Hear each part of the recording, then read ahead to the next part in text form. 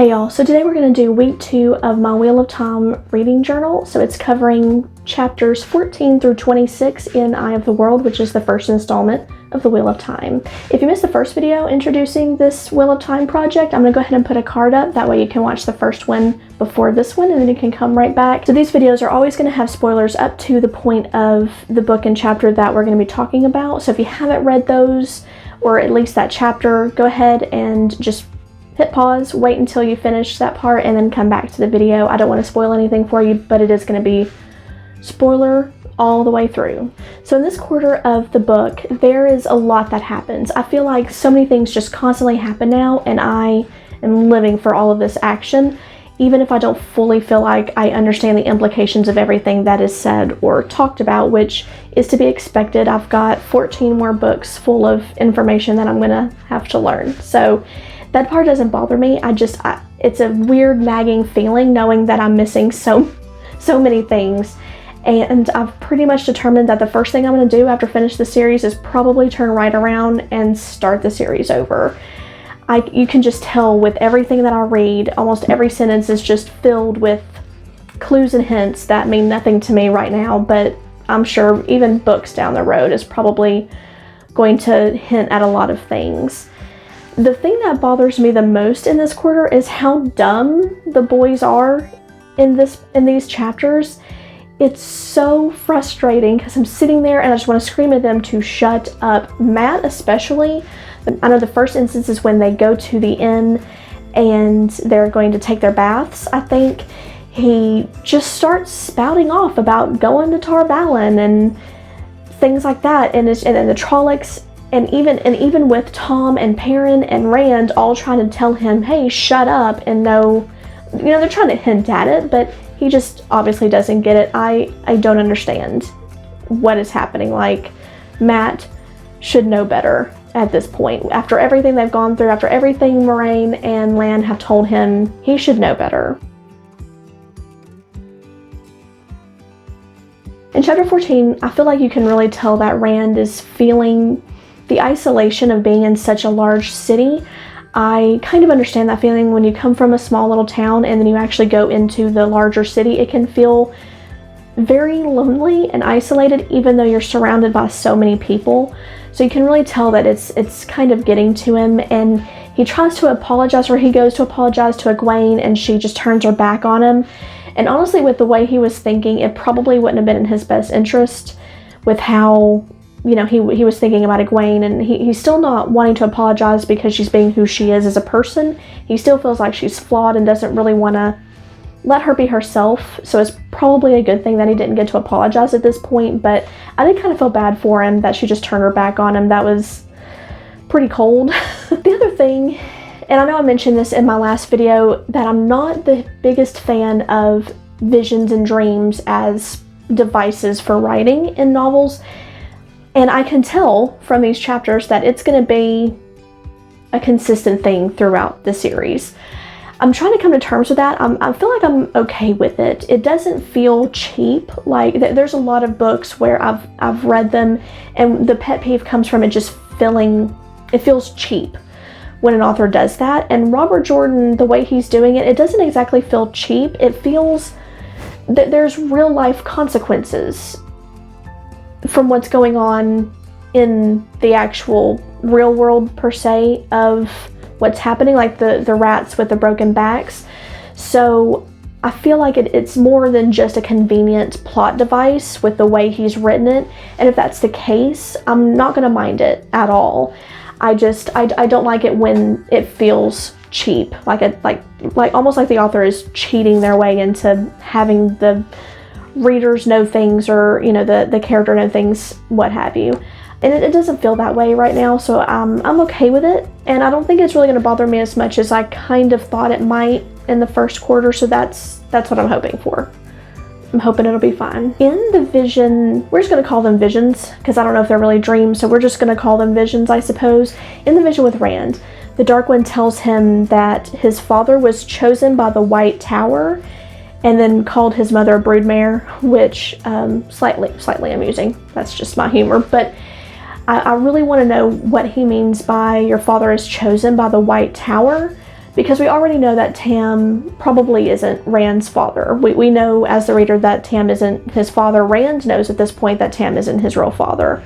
So I'm really curious as to who his father is going to turn out to be and what it means to be chosen by the White Tower. He also tells Rand that the Everland seat, sorry if I pronounce things wrong, so I'm so sorry, but he also tells Rand that the seat is going to betray him, and he lists off these other names of people that have already been betrayed by the seat. And so it makes me nervous because obviously this guy in the vision is supposed to be the Dark One, and the Dark One's supposed to be evil, but then he says that the seat betrayed all these other people, including Logain, who we assume is the false dragon at this point in the story.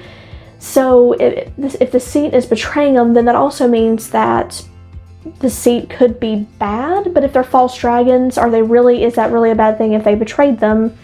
There's just so many variables that I don't know to know who's good and who's bad. It kind of feels like everyone is bad at this point, or at least partially bad. Like the Aes Sedai may not be all good. I mean, Moraine even came out and said that they're still just people, so that kind of makes me nervous about what that means. And if Rand is really going to end up being the dragon, or if he's going to be a false dragon, I already feel like he's channeling the power, because I have a few ideas as far as things that he's been unconsciously channeling, and that's why he's had the headaches and stuff, and in some cases acting like a complete idiot, but we'll get to that. That does kind of worry me as far as, is Rand going to end up being a false dragon, or if he's going to end up being the true dragon, and who's really going to be on his side? Who is going to aid Rand in whatever is going to end up happening? And I'm not sure if the Aes Sedai is going to be the people he can count on, because the other thing is, even though the Dark One is saying all these things, we also know that he is the father of lies, or the Lord of Lies. I think they say the father of lies. So that also makes me nervous, because obviously he lies. So what is he lying about? I don't know. And that still brings me back to where the Dark One is telling Rand that he made Lews Therin kill his family. You know, that he was there whispering in Lews's ear, telling him to do all these horrible things. But when we go back to the prologue, I assumed that Ellen was the Dark One, but he didn't tell Lews to do that. He was there after Lews had already done that. And so it's hard to tell whether he was lying to Lews at the time of the prologue, saying, you've done this, look at how terrible you are, and not telling Lews that I'm the one that whispered in your ear and made you do it. Or is he lying to Rand that he whispered in Lews Therin's ear to make Lews Therin kill his family? So I feel like he's lying to me, and I don't know what he's lying about. There's so many opportunities for him to lie to me, and I want to know what he's lying about. One of the most ominous things that the Dark One says to Rand in this vision is that Dragonmount is covered in the ashes of people who went to the Everland seat, and we know that that's where he's going. So that's just yet another thing of, is he lying to Rand? Is he trying to lie to Rand so Rand doesn't go to the Aes Sedai? Because if Rand goes to the Aes Sedai, that would be bad for the Dark One. Or is he kind of being honest with Rand and kind of warning him that the Aes Sedai isn't what Rand thinks, but I don't know what the purpose of that would be. Like I said, I just know he lies, and it makes me nervous because I don't know what he's lying about yet, even as the reader. So we go into chapter 15, and Rand learns that Perrin also had this dream, and they're assuming that Mat did as well, and Perrin is suffering from, lack of sleep and stuff. He doesn't want to get up out of bed, and so that kind of concerns me. I wonder if he's just taking these dreams hard, or if something else is going on with him. Kind of like Rand having his headaches. So that's just one more thing. And the fact that 3 of them are having these dreams also makes me think maybe, because I kind of assumed, just as a reader, that one of these 3, and I kind of assumed that it was Rand because that's who we started out with, that he feels like our main character. So I kind of assumed that Rand might end up being the dragon, the chosen one, what have you. But then you have Mat and Perrin are also having these same dreams. So it makes me curious as to whether really all 3 of these boys are potential dragons, and something else has to happen to fully trigger them becoming the dragon. I don't really know what to think. That's just something that kind of crossed my mind, because if only one of them is the dragon, then why are the other two having these same dreams? Or does that mean that something else important for them is going to happen as well? They just may not be the dragon.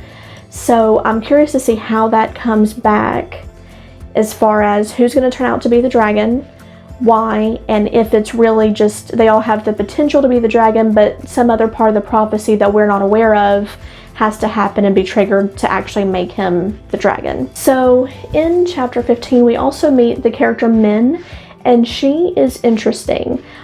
She has so much to say, and I am really interested in what she has to say about these characters, because she was talking to Rand, and I wrote down everything as far as what she saw, as far as like a wolf around Perrin, a red eagle, a dagger with a ruby for Matt, Rand with a sword, a golden crown of laurel leaves. He has a lot of items. So I took notes on everything that she says about them, as well as Lan, and I'm hoping that she comes back. I really like her character, and I have a feeling that all of these things are going to come into play later on in the books. So I'm going to keep this this particular note handy, that way I can try to refer back to it often. Nynaeve also finds them there, and she is kind of a badass, honestly, for being able to do that and safely do it. Of course, it also helps that she wasn't being chased by Trollocs, but I did note that, and I don't know how I'm going to feel about her character. I'm going to need some more time with her. She doesn't seem to bother me so bad right now, but it is interesting. I feel like she's going to probably end up becoming like a Egwene, where she can channel the source as well. So at this point, we don't know that, though. Rand's encounter with the White Cloaks really bothered me, because he does things that are out of character, and I feel like there's a reason for that. So he whips back his cloak to reveal his sword, even though he initially wanted to try to cover it up. And I feel like covering it up is definitely a Rand move, and him, subconsciously, I guess is the only word I can think of it, throws back his cloak to show it, and then he kind of sasses the White Cloaks. That was not like Rand at all. So when this occurs, I kind of wondered if, and I wrote it down as a note, just a thought, if Ellen Morin is standing at Rand's shoulder whispering in his ear like he claims he did to Lews Therin.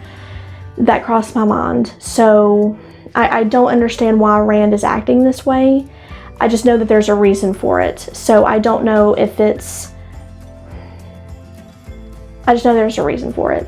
I don't know. And I also wrote down the question, is Rand an unwilling dark friend?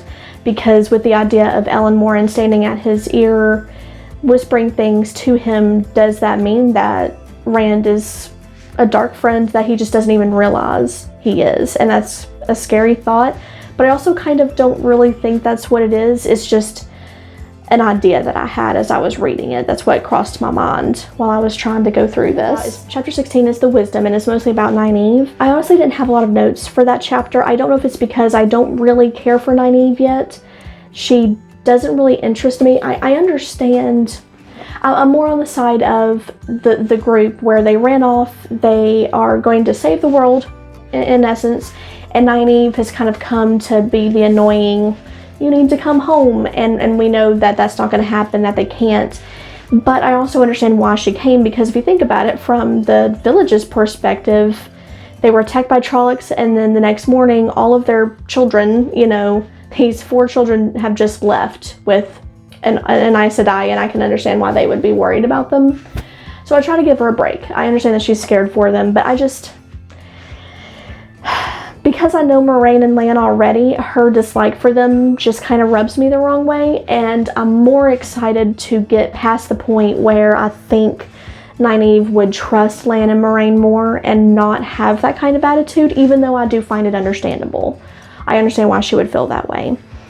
So, but I did think it was kind of cool that Lan, he can detect evil, basically, and it reminds me of a paladin from Dungeons & Dragons, so I thought that was really cool, and I really like Lan's character, and the more that I'm around him in the book, the more that I like him. I think he's going to become a big favorite of mine, and because you can just tell, like, anytime he's pretending to not be paying attention, you just know he's actually really paying attention. He's just trying to play it off, and he does a very good job at it. In chapter 17, we know that Tom tells the story of the great hunt for the Horn of Valere. He doesn't tell it in the book, but he tells the end, basically. He's telling that story.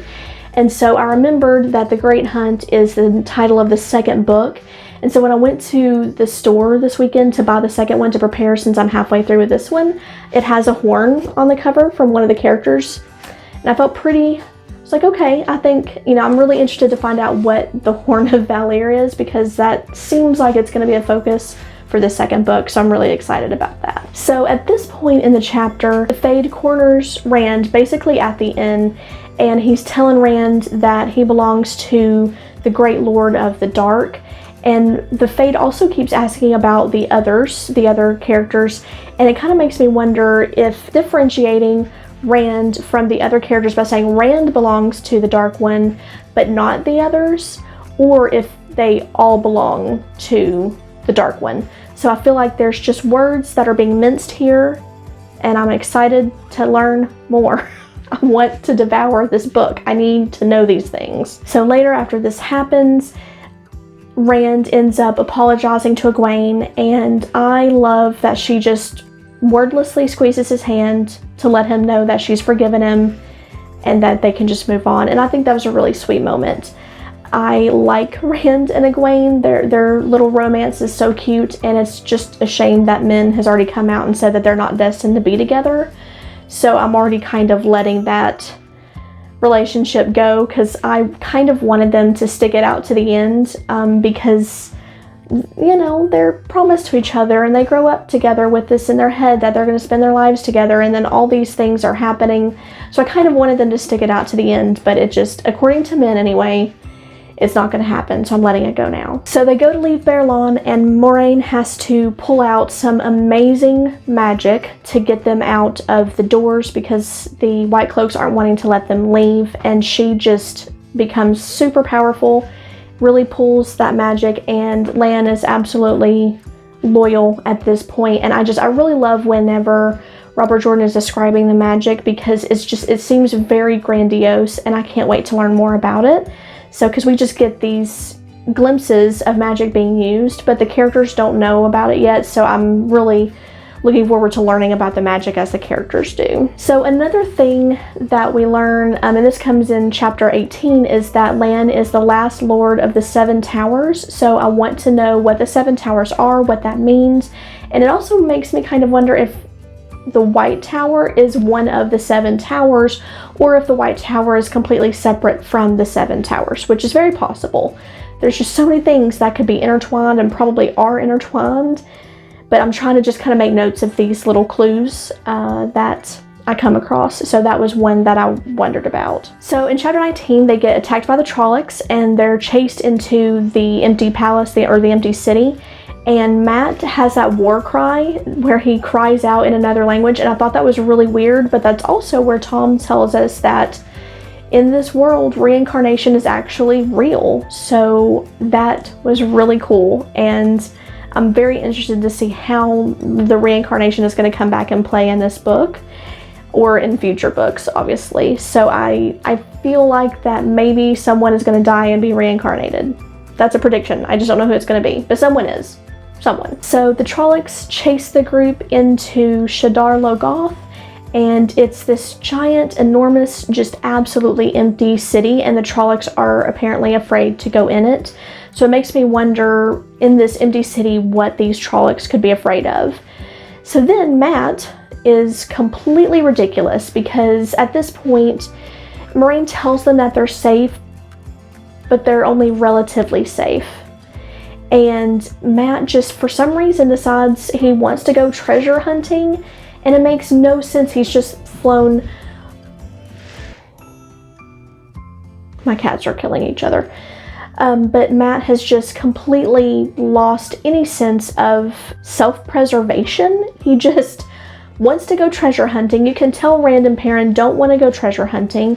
They see this Mordeth guy, and Matt just trusts him, tells him that he can help them carry treasure out to this guy's horse, and then just starts telling them where they're going. I don't understand it. I almost had to put the book down for a few minutes because Matt made me so angry. I know there's a reason, and I'm sure I'm going to learn what it is, but it just, where's your self-preservation, Matt? Where is it? You're going to get murdered. So anyway, he realizes that Mordeth doesn't have a shadow. Crazy things happen. They end up escaping, but all these eyes are watching them. They get back to the place where Moraine and Land are. Moraine is upset. Land is out there looking, and that's where we learn that Shadar Logoth means shadows waiting. So things are going to start happening. I can just feel it. I can tell something is going to happen right now. It kind of bothers me that Moraine or Lan didn't take the time to kind of warn these kids, because basically, let's face it, at this point they're children, even though they're probably near their 20s, but they're basically children, and she didn't take the time to warn them and explain, hey, we're here because the Trollocs are afraid to come in here, so that means that there's something the Trollocs are afraid of, and that's not good for us either. So it kind of bothers me that neither of them really explained, but I know that Moraine was absolutely wore out after casting or after channeling. So, and I know Lan was worried about her and trying to just get there and, set up their miniature camp.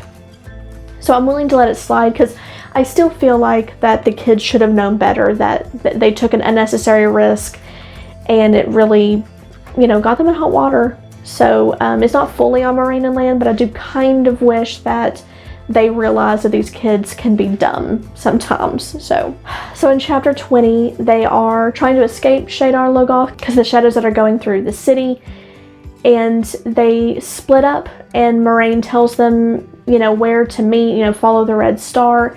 And my first thought is, what is the number one rule in D&D? Never split the party. That is the number one rule that anybody that plays Dungeons and Dragons knows, is that you never split the party. And we're splitting the party. So I know things are about to happen. Bad things are going to happen. They're going to be split for a long time. I have a feeling that they're not going to come back together anytime soon. Just from the way it feels. Like, it feels very final. And Moraine and Lan running off to meet them further down, it feels like they've been abandoned. So it worries me that they've been split up already. So I know it's been a while in their journey, but it still feels like so soon in their journey, because I feel like their journey was more than just getting to the Aes Sedai and getting to Tar Valon. It was more than that, and they didn't even make it to Tar Valon before they got split up. So I feel like this is setting a precedent for the rest of the series. So in chapter 21, Moraine starts explaining to Nynaeve she begins telling Nynaeve about the repercussions of touching the One Power.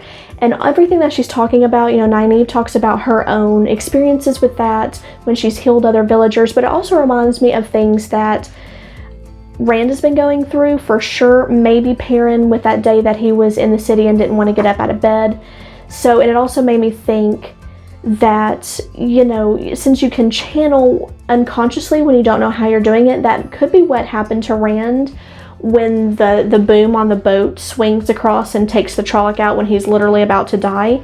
So that was one of my first thoughts, is that Rand is probably channeling, and that's why he's getting these symptoms even when they were running from Two Rivers. So that was pretty interesting, and you can tell that Nynaeve is trying to really fight her own prejudice against the Aes Sedai, because obviously the Two Rivers folk, you can tell they don't put any trust or into anyone that has anything to do with magic. And so I feel like that's ingrained in Nynaeve, and she's really trying to fight against that, because she might be one now. It's, kind of hard to think of something that you used to hate and then now you're going to become one, and it's hard to just let that hate go. So I'm really curious to see how all of these people from Two Rivers let go of these prejudices. We also learned that Moraine can't track Rand and Matt because Rand and Matt paid the boatmen with their silver coins, and that was yet another thing that I was just kind of screaming at them, like, don't pay. Those were not coins for money to pay for a boat ride. That was a very important thing that you just let go. So that is yet another clue for me, in my opinion, that they're not going to meet up anytime soon. They're going to be split for a while. So in chapter 22 and 23, we are with Egwene and Perrin, and I kind of like that these two end up together because I feel like it's going to be pretty interesting. Egwene thinks through things to a degree, but she also doesn't retain a lot of information.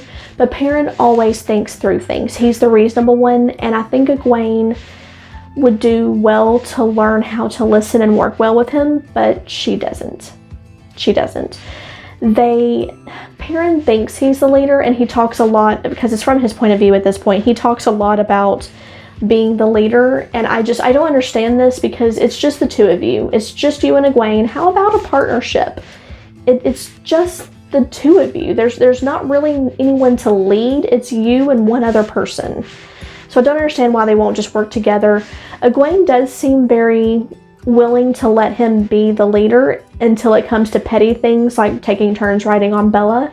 She likes to assert her own dominance. So I do find that kind of funny that she has that unbalance in herself when she wants to assert herself and when she wants to just let Perrin lead. So in this chapter we meet Elias Minchera, and he has yellow eyes, and the first thing that came to my mind was this little snippet of a poem from a book that I read back in high school. I don't even remember what the book is, but I remember this line, and it said, in El Harem I met a man with yellow eyes. To me he said, beware the whispers, for they whisper lies.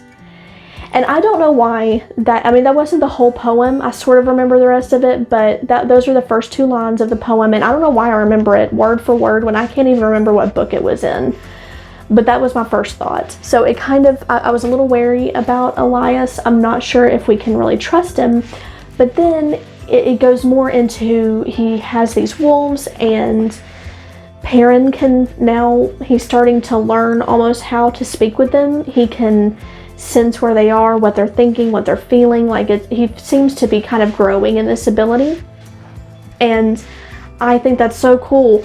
I love animal companions in anything. I absolutely love it. What bothers me in Dungeons and Dragons about the Ranger class with the Beastmaster is that it's just not very powerful. That would be my favorite class if it was actually worth a damn, but it's just not powerful at all, so I'm hoping they'll redo it. But anyway, this is not about that. But I love animal companions, so I'm really excited to see what Perrin ends up doing with these newfound powers and how they're going to come into play, what it really means, and to what extent these powers are going to come into play.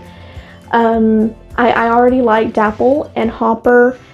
I just like them all because they're wolves. They haven't done anything special, but them just being wolves makes them special. So chapter 24 is another vision with Rand and the Dark One. So this is why this vision particularly bothers me. Fun fact for you, I am legitimately afraid of mirrors. That's not a joke. I am afraid of mirrors, and this vision has, at some point when Rand is trying to remove himself from this vision, there's this part where he feels like there's mirrors all around him, and he can just see his reflection everywhere, and then as he's looking into his reflection, he sees the face of the Dark One and his face, and then they blur and then become one face, and it really creeped me out. It was hard for me to read. I don't like it, and I'm probably going to have nightmares about it tonight after reading that section. That's just something that was really hard for me to get through, and we're just going to blow on past it. So in chapter 25, we go back to Perrin, and I feel like Perrin doesn't like the wolves because he's more afraid of the implications of his ability to speak with them, and that he might be able to use magic. So I feel like he just doesn't like them because of that. So it goes back to the fact that he's from the Two Rivers, and that's where magic is distrusted and hated. So it's going to take him a while to get over it too, just like everybody else. Now Egwene, she's also immediately distrustful of these travelers. She's heard a lot about them, so she's talking about her prejudices. But when Aram gets there, he whisks her off and flirts with her and dances with her and just shows her a grand old time. So I'm kind of hoping that'll help kind of bring that prejudice down in her, that she just realizes they're just people, just like the other people of Two Rivers. We learn about the Tinker's way of life a little bit and how they believe in the way of the leaf, which is basically the belief that you shouldn't harm anyone no matter what they do to you or anyone else that you love. I like the idea. I'm just not sure how well it would play out in such a violent world, and that's what Perrin was asking him questions about. So I do feel like it's going to be interesting to kind of see if they come back into play more, and kind of how this way of life of theirs is going to play into the way some of our characters think, especially whenever the Tinkers are known for whisking people away to go live like they do. So we also learned that Leaf Blighter and Sightburner are yet more names for the Dark One. At this point, it's hard for me to keep up with which names belong to the Dark One. I have a list, so it just there's so many, and I can understand because there's many cultures, many different people, different towns. So it makes sense that there would be a lot of names for that person, entity, thing. I don't know. So I like that because it makes sense, but also as a reader, it is a little bit difficult for me. But I have a feeling that the more I read, the more, the easier it's going to be, and the more I'll remember, especially when I keep taking notes. So that wraps up week 2 and the first half of The Eye of the World. Next week, I'll have the third quarter of the book up on Wheel of Time Wednesday. So be sure to leave me a comment. Let me know what you think, and try not to spoil anything down in the comments. And y'all take care. Bye.